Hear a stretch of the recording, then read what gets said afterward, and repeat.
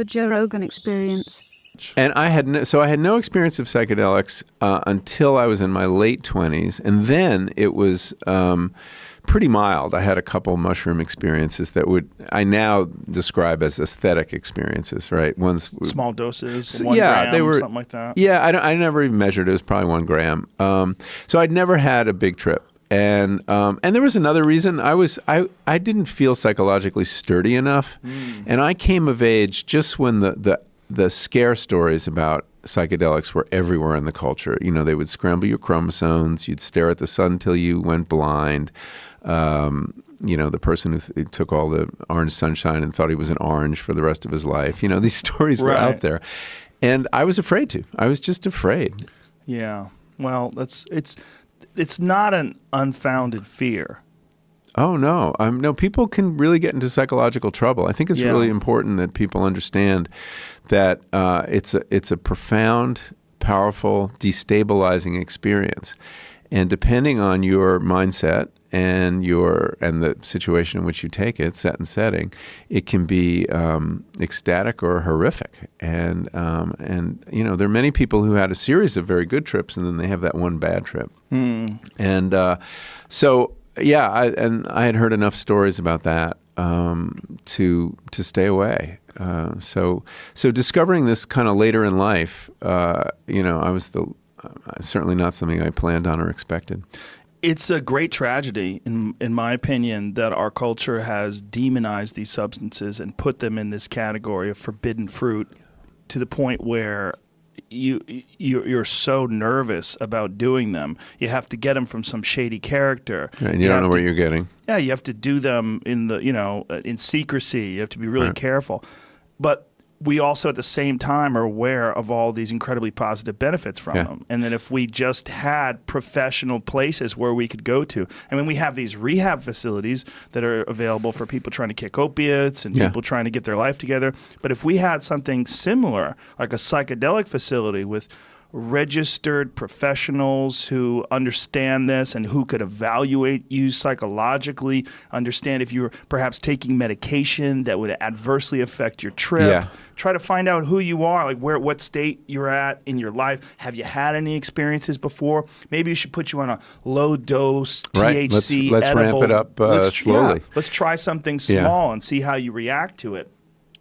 And then I don't think people like myself or pot smokers or people who have done psychedelics, I don't think we do it any favors either, because we're always trying to pretend that there is no adverse effects and that there's people, when they get into something, they want everybody to do it, and I've been guilty of this myself. Yeah, people tend there's a occupational hazard of irrational exuberance. Yes. You know, this is what happened to Timothy Leary, right? Yes. I mean, people have an amazing experience, and the first thing they think is everybody's got to do this. Yeah, but it isn't for everybody.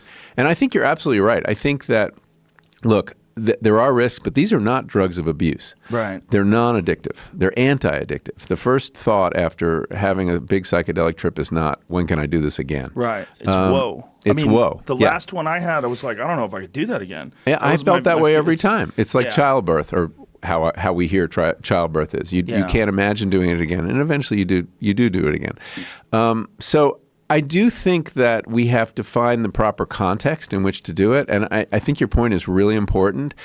We need trained guides. The experience is completely different when it's guided.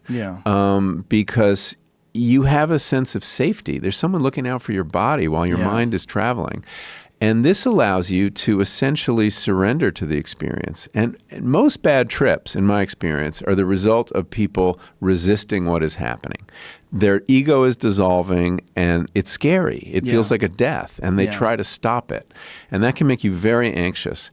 And so all the guides I worked with and interviewed, they were all like, relax your mind and float downstream. If you see a door, open it. If you see a staircase, go down it.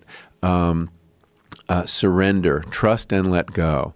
And this kind of advice changes everything. And the chances of a bad trip, I think, in a guided situation are substantially less, because they know how to help you deal with it and what to tell you when it's happening.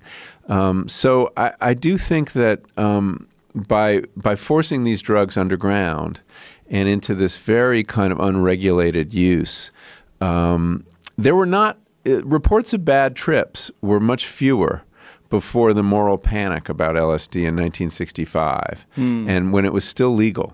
You didn't hear about bad trips. You started hearing about it when the culture did this 180 and turned against psychedelics. So I think you can create situations where the risks are really mitigated. Well, I think also the fear, like you were talking about right before the podcast, right as we started, some people worried that they were going to turn into an orange or think they're an orange, or all those fears. If you take something and those things are in the back of your head, and you can literally manifest extreme anxiety that might not have been there if you just relaxed and just had the experience alone, on its own, without all the cultural hysteria attached to it. Yeah, or episodes of paranoia. Yeah.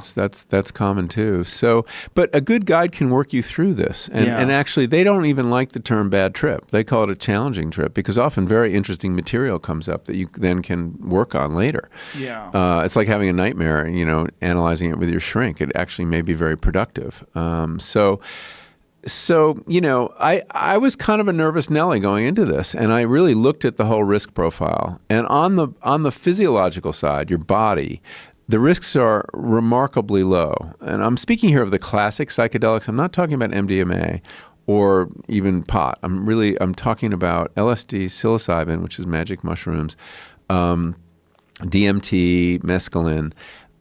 They are much less toxic than many of the over-the-counter drugs you have in your medicine cabinet. There is no lethal dose, which is remarkable. Yeah. There was one elephant that was killed with LSD once.